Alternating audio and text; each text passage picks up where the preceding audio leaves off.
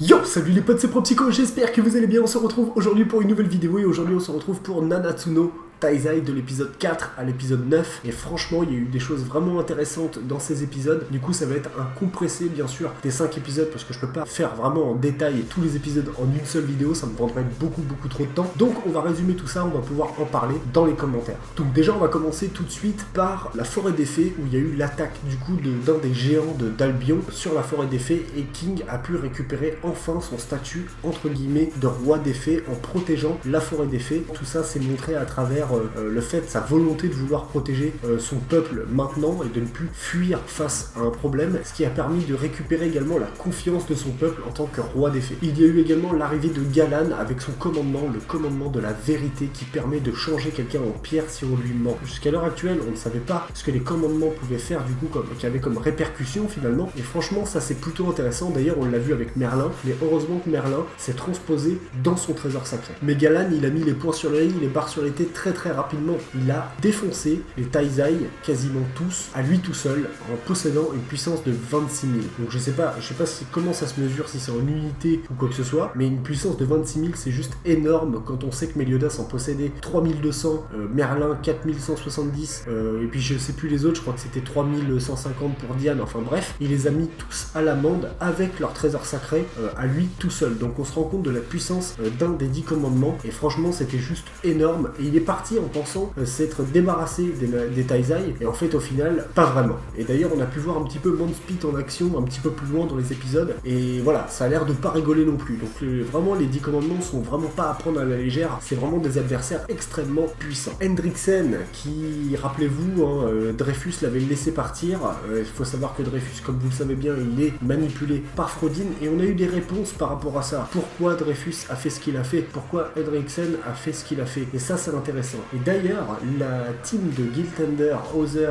et Griamor qui partaient justement à la recherche de réponses sont tombés sur quelqu'un, sont tombés déjà sur un démon d'Albion et en plus de ça, Hendricksen qui a pu leur révéler la vérité par rapport à Dreyfus et du coup la manipulation qu'ils ont subie. Dreyfus et Hendricksen ont été dans le trou, le cratère après la bataille de Danafor qui s'était passée il y a 16 ans où Meliodas avait détruit Danafor et ils ont été envoyés justement dans ce trou, ils sont partis enquêter là-bas, faire des investigations et en descendant dans ce trou, ils sont tombés justement sur une présence maléfique comme un démon et en fait c'est Frodin s'est emparée du corps de Dreyfus qu'elle n'a pas pu manipuler, donc elle a manipulé du coup pour ça Hendricksen. Et d'ailleurs ce qui nous a permis de comprendre pourquoi Hendricksen s'était soulevé finalement contre le roi, pourquoi ils ont fait ça, pourquoi ils ont tué Zaratras, et ça a été vraiment très intéressant. D'ailleurs il y a eu des réponses par rapport justement à Giltender, le fils de Zaratras, pourquoi ils ont tué Zaratras, et également Griamor a eu des réponses par rapport du coup à son père Dreyfus. Et du coup ces quatre là ont été dans le royaume des druides, Istar je crois si je ne me trompe pas, et ils ont été rejoints du coup par les Taizai qui avaient réussi à échapper à Galan, car dans ce fameux royaume des druides c'est là où enfermait la puissance de Meliodas. Et Meliodas a dû passer une épreuve pour récupérer sa puissance,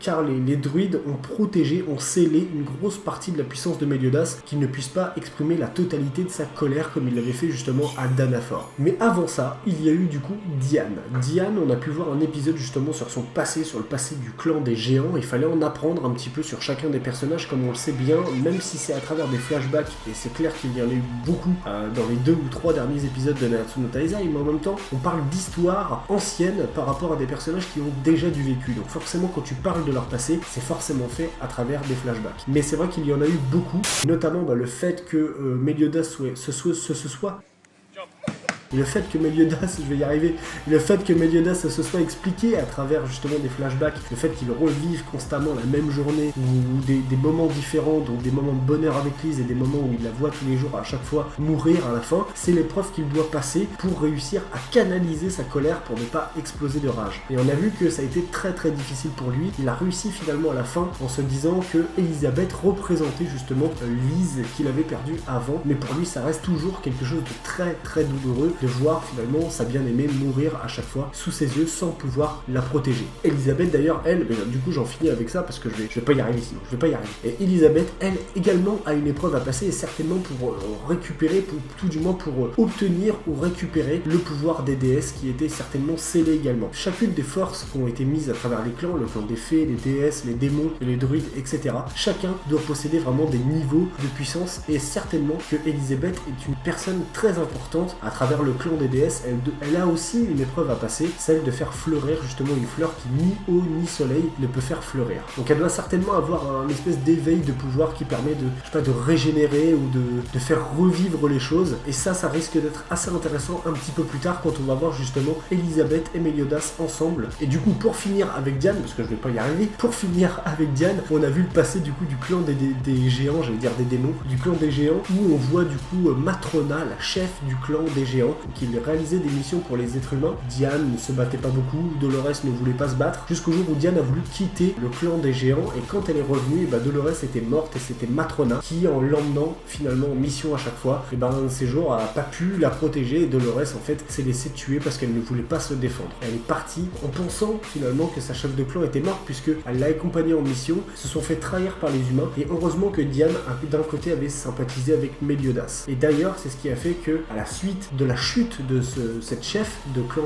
des géants, et du coup Diane a pu se faire une nouvelle famille, la famille avec Meliodas et les 7 péchés capitaux. Mais Matrona n'était pas morte. Quand les 10 commandements se sont aperçus qu'il y avait une source de puissance qui émanait un petit peu plus loin, Monspeed a envoyé un espèce d'aigle de feu téléguidé là, c'est un truc de ouf, et c'est là qu'on voit justement encore une fois la puissance, il utilisait qu'un seul sort et avec vraiment même pas la totalité de sa puissance, et heureusement que le gros cochon qui transporte la taverne, là il a avalé ce machin parce que Meliodas aurait été obligé d'utiliser le full counter, et s'il utilisait le full counter, les 10 commandements auraient su que Meliodas était dans cette direction et ils auraient foncé, et du coup ça aurait été compliqué d'arrêter les 10 commandements tout en sachant qu'un seul les écrase à lui tout seul. Donc tout ça pour dire que Matrona a dû intervenir, et c'est là que Gozer a bien fait de faire ce qu'il a fait indirectement. C'est-à-dire que Gozer, rappelez-vous, il avait manipulé très brièvement Diane, et en manipulant les souvenirs de Diane, ne se rappelait plus de Galan. Ce qui fait que quand elle a voulu rejoindre son royaume, le royaume des géants, elle est passée à proximité des 10 commandements. Quand Galan a été à sa rencontre ainsi que Monspeed,